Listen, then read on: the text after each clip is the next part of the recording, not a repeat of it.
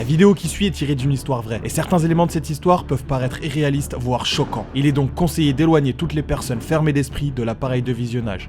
Bonne vidéo. Ça t'est déjà arrivé de croire que tu connais quelqu'un alors qu'en vrai pas du tout? Eh ben c'est ce qui m'est arrivé récemment et ça a été une putain de révélation. Tu connais sans doute le duo de youtubeurs McFly et Carlito? Eh bien c'est d'eux qu'on va parler, et plus spécialement de McFly. Tu crois vraiment qu'un youtubeur dévoile toute sa vie sur YouTube? Non. Et là il faut juste se poser la question, qui du fou ou de la biscotte sera le premier à se faire beurrer? Alors t'es peut-être au courant, mais le monde de YouTube c'est très petit et tous les youtubeurs se connaissent. Comme dans toute société, il y a des affinités, des guerres de clans et même des couples. Comme par exemple le couple David Lafarge Pokémon et des Pokémon. Eh ben figure-toi qu'il y a aussi des amitiés trafiquées. Parce que YouTube c'est un business et c'est à celui qui arrivera à vendre le plus de gants à des manchots.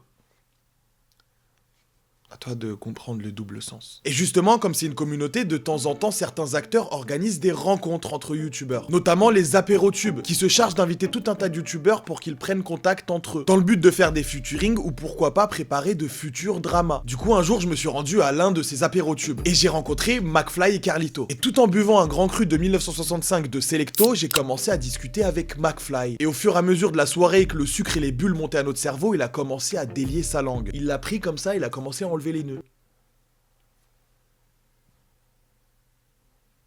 Il a commencé à me parler de la relation qu'il avait avec Carlito et m'expliquer que c'était difficile au quotidien. Parce que d'une, Carlito était quelqu'un de très jaloux et de deux, il laissait énormément de cheveux dans la douche.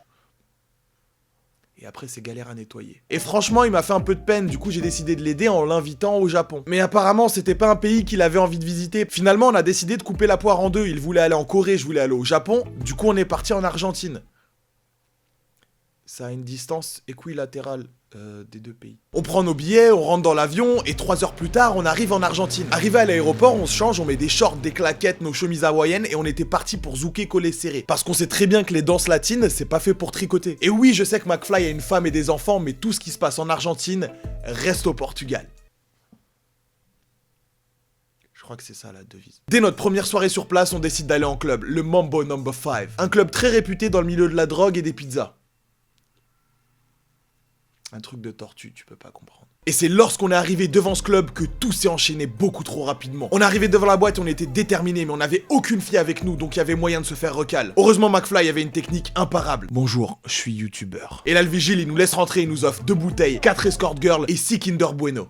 On était refait. On commence à danser, tout se passe bien, McFly il est en train de frotter sur le dance floor. Et là il y a un mec qui le bouscule. Va ser sever kunas putas. Et là je suis sûr que vous le connaissez pas comme ça, mais McFly il commence à péter un câble. McFly il se retourne et nous fait une fianso. Là l'argentin est tombé et commence à tituber. Quand j'ai vu ça, j'ai attrapé tout de suite McFly par le coude et je l'ai amené à l'étage. Sur le chemin on a bousculé tout le monde et on a fait tomber tout un tas de bouteilles sur le sol. En faisant ça on est devenus les mecs les plus détestés du club. On s'est caché aux toilettes parce qu'on savait que cette boîte était fréquentée par tout un tas de gros dealers de drogue. Heureusement qu'on avait vu toutes les vidéos d'Ibra TV, du coup on savait comment rester toute une nuit dans une boîte de nuit sans se faire remarquer.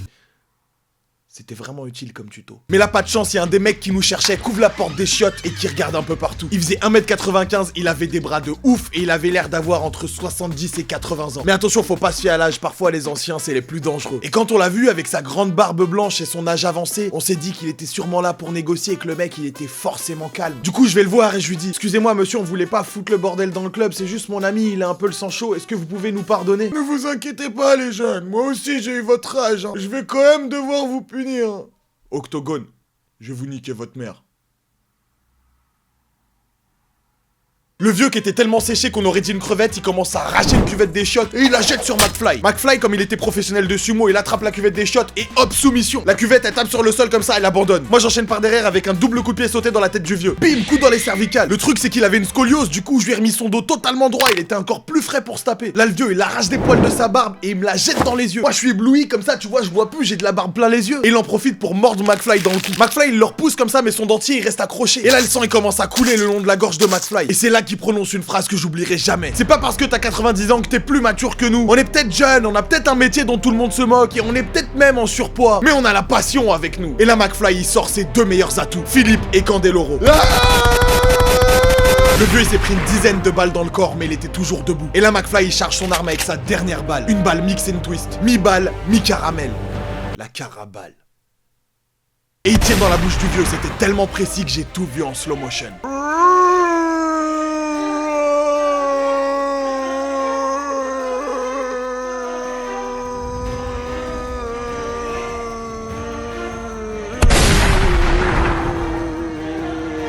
Bon, c'est dur à faire comme ça, mais ça s'est vraiment passé en slow motion. Et là, la balle, elle arrive dans la bouche du vieux, mais comme il avait plus de dents, son dentier était toujours dans la gorge de McFly. Le vieux, il commence à être prisonnier du caramel mou. Et sa mâchoire se serre et il peut plus respirer parce qu'il avait le nez bouché. C'est un vieux, on sait tous que les vieux, ils ronflent et qu'ils arrivent plus à respirer par leur nez. Et il commence à convulsionner sur le sol. On aurait dit un Magikarp.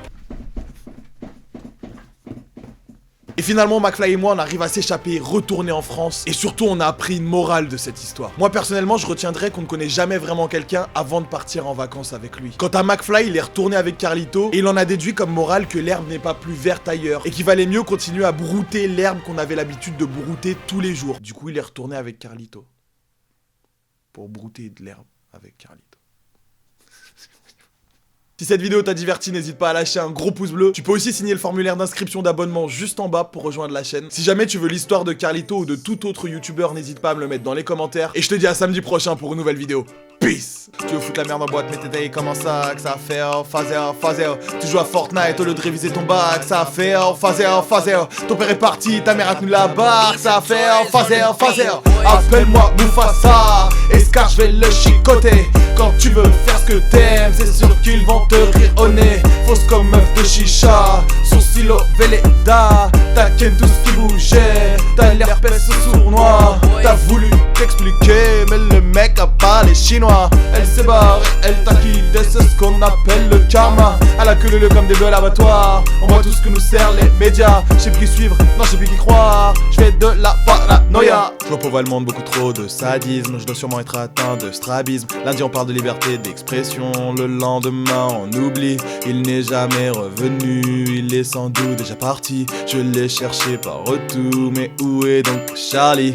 Il n'est jamais revenu. Il est sans doute déjà parti. Je l'ai cherché partout. Mais où est donc Charlie? Il n'est jamais revenu. Il est sans doute déjà parti. Je l'ai cherché partout. Mais où est donc Charlie?